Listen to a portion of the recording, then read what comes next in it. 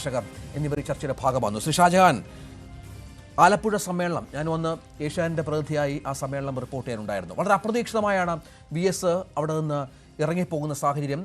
ആലപ്പുഴയിലെ വേലിക്കകത്തെ വീട്ടിലേക്ക് അദ്ദേഹം പോകുന്നു. അതിനുശേഷം തിരുവനന്തപുരത്തേക്ക് മടങ്ങുകയാണ്. അതൊക്കെ ചരിത്രമാണ്. അന്ന് പലവിധ കാരണങ്ങൾ നമുക്കറിയാം. സമ്മേളന തുടക്കം മുതൽ തന്നെ VSനെ അപമാനിക്കുന്ന, VSനെതിരായ ഒരുപാട് പരാമർശങ്ങൾ നേതാക്കളുടെ ഇടയിൽ നിന്നുണ്ടായിരുന്നു. വാർത്താ സമ്മേളനങ്ങളിൽ പോലും VSനെതിരെ പല കാര്യങ്ങളും പറഞ്ഞു വെച്ചു. ഒരുപക്ഷെ നമ്മളൊക്കെ അന്ന് വിചാരിച്ചത് അതൊക്കെ ആയിരിക്കാം അതിനുള്ള കാരണമെന്നാണ്. ഇപ്പോൾ ഇതാ ഒരു കൊച്ചുമകളുടെ പ്രായമുള്ള ഒരു വനിതാ പ്രതിനിധി അവിടെ ഇങ്ങനെ അപമാനിക്കുന്ന രീതിയിൽ സംസാരിക്കുന്നു. ക്യാപിറ്റൽ പണിഷ്മെന്റ് വേണമെന്ന് പറയുന്നു എന്നൊക്കെ തുടർന്ന് പറയുന്നത് വളരെ പ്രധാനപ്പെട്ട VSനടുപ്പുള്ള സുരേഷ് കുറുപ്പാണ്. എങ്ങനെ കാണണം ഇത്? ഈ പറഞ്ഞതുപോലെ അത്തരമൊരു വേദന എല്ലാത്തിനെയും കാരുണ്യമിന്റെ കരുത്തോടെ നേരിടുന്ന VSന് സഹിക്കാവുന്നതിനപ്പുറമായതിന്റെ പശ്ചാത്തലത്തിലായിരുന്നോ ആ ഇറങ്ങിപ്പോക്ക്? രഞ്ജിത്ത്, ഇത് വളരെ ക്ലിയർ അല്ലേ? ഇത് വളരെ ഇതിനി എന്താണ് സംശയം ഇതിനകത്ത് ഉണ്ടാവേണ്ടത്? എനിക്കതാണ് മനസ്സിലാവാത്തത്. VS അച്യുതാനന്ദൻ എന്ന് പറഞ്ഞ മനുഷ്യൻ 1940 മറ്റോ പാർട്ടിയിൽ ചേർന്നു. 1924 പാർട്ടിയിൽ ചേർന്നു. അദ്ദേഹം 1964 CPIയിൽ നിന്ന് ഇറങ്ങിപ്പോന്ന 32 പേരിൽ ഒരാളായിരുന്നു VS അച്യുതാനന്ദൻ.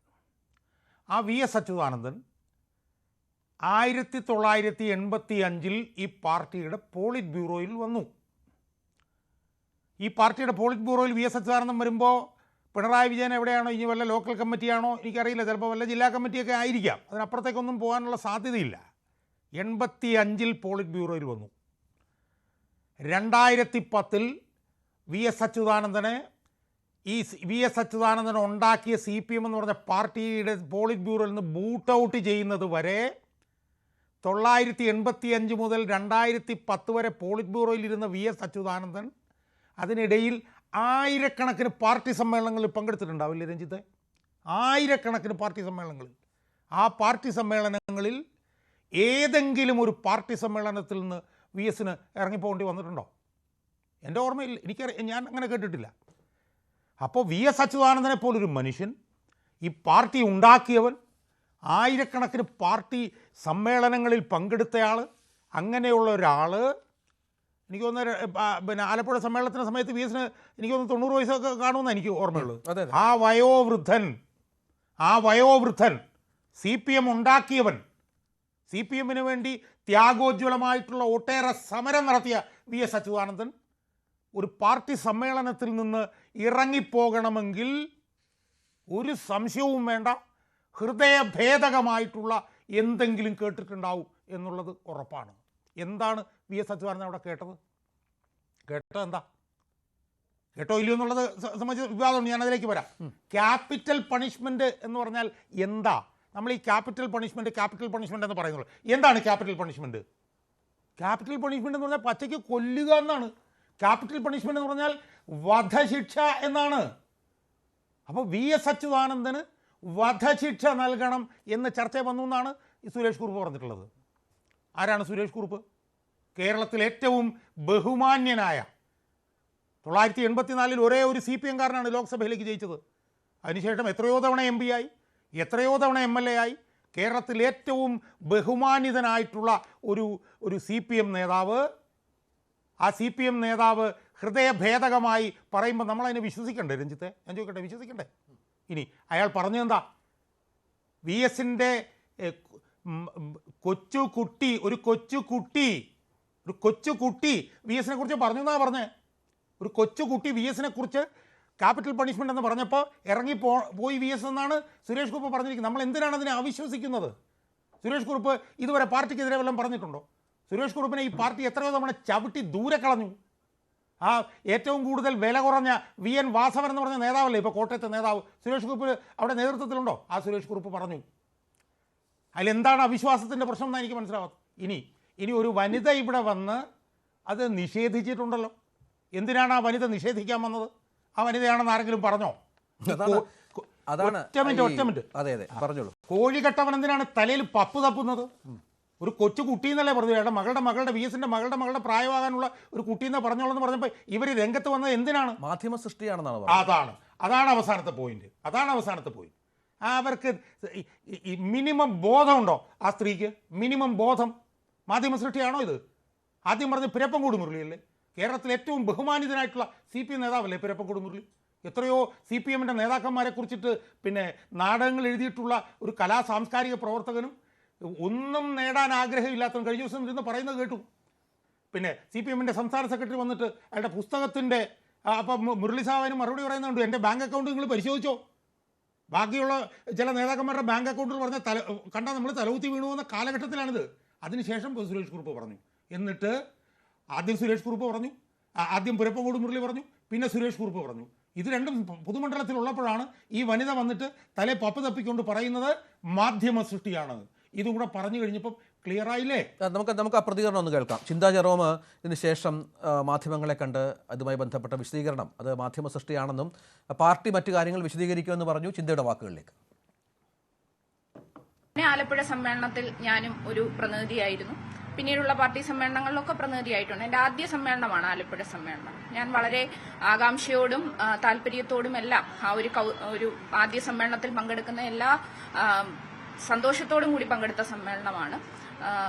അതിൽ ഇങ്ങനൊരു വാചകം, ഈ പറയുന്ന ക്യാപിറ്റൽ പണിഷ്മെന്റ് എന്ന് പറയുന്ന വാക്ക്, ആ സമ്മേളനത്തിൽ പങ്കെടുത്ത ഒരു പ്രതിനിധിയും ചർച്ചയിലോ അല്ലെങ്കിൽ അല്ലാതുള്ള പരാമർശത്തിലോ ഒന്നും അവിടെ ഉന്നയിക്കപ്പെട്ടിട്ടില്ല. അത് വെറും മാധ്യമ സൃഷ്ടി മാത്രമാണ്. പിന്നീട് ഈ ഒരു വാക്ക് ഇങ്ങനെ അന്തരീക്ഷത്തിൽ ഒരുപാട് തവണ ഉയർന്നു വന്നിട്ടുണ്ട്.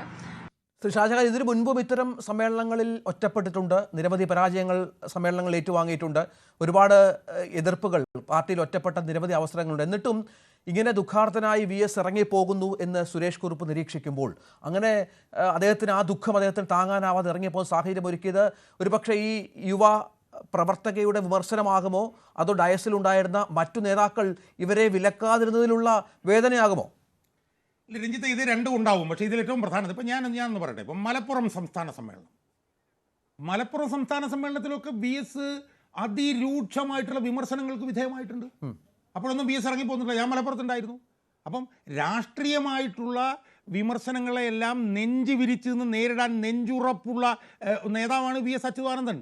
പക്ഷേ ആ VS അച്യുതാനന്ദനെ 90 വയസ്സ് കഴിഞ്ഞ മനുഷ്യനെ 80 വയസ്സ് കഴിഞ്ഞപ്പോൾ നമ്മളെ ജനങ്ങൾക്ക് വേണ്ടി കണ്ണിക്കണ്ട പിന്നെ കാട്ടിലും മലയിലും കഞ്ചാവ് പിടിക്കാനും പിന്നെ ഭൂമി കൈയേറ്റത്തിനെതിരെ നടന്നിരുന്ന ആ മനുഷ്യനെ ഇപ്പം പിരപ്പൻകോട് മുരളി എന്താ പറഞ്ഞത്? പിരപ്പൻകോട് മുരളി പറഞ്ഞത് തിരുവനന്തപുരം സമ്മേളനത്തിൽ ഈ സംസാരം സുരാജ് നടത്തുമ്പോൾ താൻ പ്രതിനിധിയായി മുമ്പിൽ തന്നെ ഇരിപ്പുണ്ടായിരുന്നു.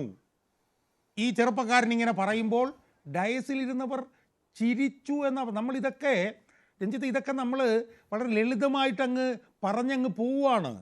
നമ്മൾ ക്യാപിറ്റൽ പണിഷ്മെൻ്റ് എന്ന് പറയുമ്പോൾ അത് വധശിക്ഷയാണെന്ന് നമ്മൾ ഓർക്കണം. അപ്പം VS അച്യുതാനന്ദൻ എന്ന് പറഞ്ഞാൽ CPM ഉണ്ടാക്കിയ ആ മനുഷ്യന് വധശിക്ഷ കൊടുക്കണമെന്ന് ഒരു ചെറുപ്പക്കാരൻ പറയുമ്പോൾ ആ പ്രൊസീഡിയത്തിൽ ഇരുന്നവന്മാർ എഴുന്നേറ്റ് അവൻ്റെ കുത്തിൽ പിടിക്കുകയല്ലേ ചെയ്യേണ്ടത്? എന്ത് തോന്നിയാസാണ് നിങ്ങൾ പറയുന്നത്? CPM ഉണ്ടാക്കിയവനെതിരെ ഇതാണോ പറയേണ്ടതെന്ന് ചോദിക്കുന്നതിന് പകരം അവിടെ ഇരുന്നവന്മാർ, ഞാൻ അവന്മാർ എന്നാണ് അവരെ പറയുന്നത്, അവന്മാർ ചിരിച്ച് സന്തോഷിച്ചു എന്ന് പറയുമ്പോൾ VS അച്യുതാനന്ദനെ കൊന്നോളൂ എന്ന് പറയുന്നത് കേട്ട് ചിരിച്ച് സന്തോഷിക്കുന്നവന്മാരെ VS-ൻ്റെ ഭാഷയിൽ പറഞ്ഞാൽ നരാധമന്മാരല്ലേ അവർ കമ്മ്യൂണിസ്റ്റുകാരല്ലേ? അവർ മനുഷ്യരാണോ? അവർ വെറും മൃഗങ്ങളല്ലേ എന്നാണ് ഞാൻ ചോദിക്കുന്നത്. അല്ലെങ്കിൽ VS അച്യുതാനന്ദനെ കൊന്നോളൂ എന്ന് പറയുമ്പം തടഞ്ഞില്ലേൽ പോലും ചിരിക്കാൻ നിൽക്കുമോ? ഇത് പറഞ്ഞത് പിന്നെ പിരപ്പൻകോട് മുരളിയല്ലേ? ആ പിരപ്പൻകോട് മുരളി ഞാൻ നേരത്തെ പറഞ്ഞ ഏറ്റവും ബഹുമാനിതനല്ലേ? സുരേഷ് കുറുപ്പ് ഏറ്റവും ബഹുമാനിതനല്ലേ? അപ്പോൾ ഇതൊക്കെ ഈ വിമർശനങ്ങളും ഈ എതിരായിട്ടുള്ള കാര്യങ്ങളും ഇപ്പം ഇന്നിപ്പം ഇങ്ങനെ നടന്നില്ല എന്ന് പറഞ്ഞു വന്ന അവരാരൊക്കെയാണ്? ഒന്ന് കടകംപള്ളി സുരേന്ദ്രൻ. ഈ കടകംപള്ളി സുരേന്ദ്രൻ മലപ്പുറം സമ്മേളനത്തിൽ പോകുന്നത് വരെ VS അച്യുതാനന്ദൻ്റെ ഏറ്റവും വലിയ കയ്യാളായിരുന്നു. എന്താണ് കടകംപള്ളി സുരേന്ദ്രന് കിട്ടിയ ഉറപ്പ്? മന്ത്രിയാക്കും എന്നായിരുന്നു. മന്ത്രിയാക്കി. അങ്ങനെ പിണറായി വിജയൻ്റെ വെറും കോടാലിക്കൈയായി നിൽക്കുന്ന കടകംപള്ളി സുരേന്ദ്രനല്ലേ ഇതിനെതിർത്ത് രംഗത്ത് വന്ന ഒരാൾ? രണ്ടാമത്തെ ആളാരാ? V ശിവൻകുട്ടി. അയാൾ മന്ത്രിയല്ലേ? അയാളല്ലേ വന്ന രണ്ടാമത്തെ ആൾ. അതുകൊണ്ട് ഈ വിമർശനങ്ങളും ഈ നിഷേധങ്ങളും എല്ലാം തന്നെ ഇത് പറഞ്ഞു എന്ന് പാർട്ടി അണികളെ കൊണ്ടും പൊതുജനങ്ങളെ കൊണ്ടും ചിന്തിപ്പിക്കാൻ മാത്രമേ ഉതകുകയുള്ളൂ എന്ന് ഈ തലയ്ക്ക് വെളിവില്ലാത്ത CPM-ന്റെ നേതൃത്വത്തിൽ മനസ്സിലായാൽ കൊള്ളാം. ശ്രീത് പണിക്കർ, ഇവിടെ VS-ന്റെ പ്രസക്തി നമുക്കറിയാം. 6 വർഷം നിശബ്ദനായി